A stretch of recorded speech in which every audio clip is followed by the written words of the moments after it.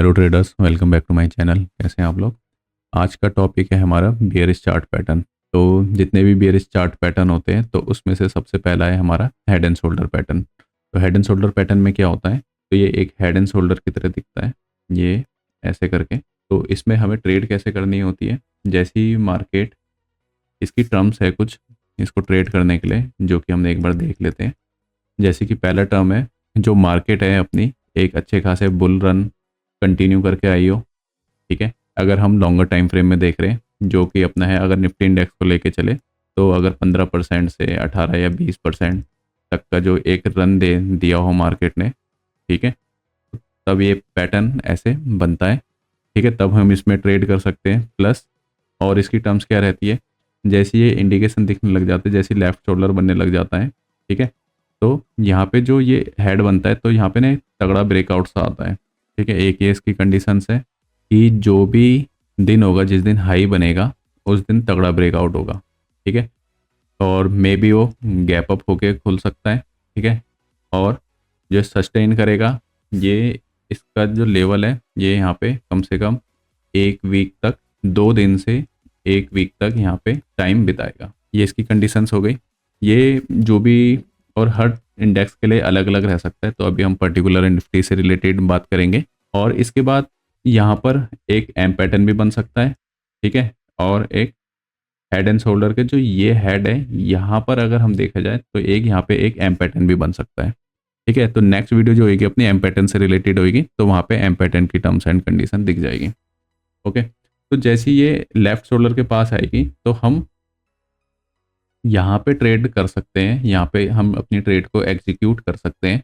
ठीक है, और अपना ये एसएल लगा सकते हैं। अगर एसएल नहीं भी लगाना है तो हम उसको मंथली ऑप्शन से हैच कर सकते हैं। अगर हम फ्यूचर को शॉर्ट कर रहे हैं, ठीक है, यहाँ पे अगर हम फ्यूचर को शॉर्ट कर रहे हैं प्लस हम इसको मंथली ऑप्शन से हैच कर रहे हैं, तो हम यहाँ पे इसको ऐसे कर सकते हैं। या अगर और बैट लेनी है तो डेढ़ ऑप्शन से हैच कर सकते हैं। डेढ़ ऑप्शन मतलब यहाँ पे अगर हम ऑप्शन बाइंग कर रहे हैं, यहाँ पे हम फ्यूचर शॉर्ट कर रहे हैं, अगर हम 2 फ्यूचर शॉर्ट कर रहे हैं तो हम 3 ऑप्शन बाइंग कर लेंगे।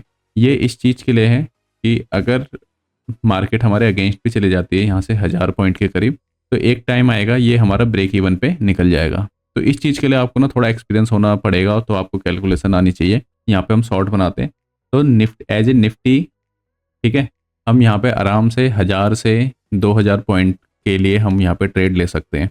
तो अगर परसेंटेज वाइज देखें तो 8% से आराम से 15%। पर इस 8 से 15% में भी ना ये मार्केट एक लोअर हाई, ठीक है, लोअर लो ऐसी फॉर्मेशन बनाएगी। तो अगर आपसे ये ब्रेकआउट छूटता है, यहाँ पे ट्रेड छूटती है, तो हम ये पुल बैक में यहाँ पे ट्रेड ले सकते हैं। बहुत हैवी कैंडल बनेगी, ठीक है, उस दिन हाई लगेगा, प्लस मैक्सिमम 1 वीक तक ये यहाँ पे सस्टेन करेगा। ठीक है, प्लस यहाँ पे हम फ्यूचर से शॉर्ट कर सकते हैं, ऑप्शन से हैच कर सकते हैं, या अगर हमें लग रहा है कि ये मोमेंटम एज ए निफ्टी में इतना मोमेंटम 15 दिन तक आ सकता है, तो हम सेकेंड वीक की ऑप्शन बाइंग कर सकते हैं विथ प्रॉपर हैजिंग। ठीक है, ये इसकी टर्म्स है। प्लस एक बार हम निफ्टी में देख लेते हैं, ये लास्ट ईयर सितंबर के टाइम की बात है। ये यहाँ पे सितंबर में हाई बनाया था मार्केट ने 26 से 27 सितंबर को, ठीक है, 2024 में। तो यहाँ पे क्या है, ये मार्केट ने अब जैसे ना जिनको भी यहाँ पे डर लग रहा है, तो एक बेसिक सपोर्ट ले लो जो कि एक 25-800 का यहाँ पे सपोर्ट था।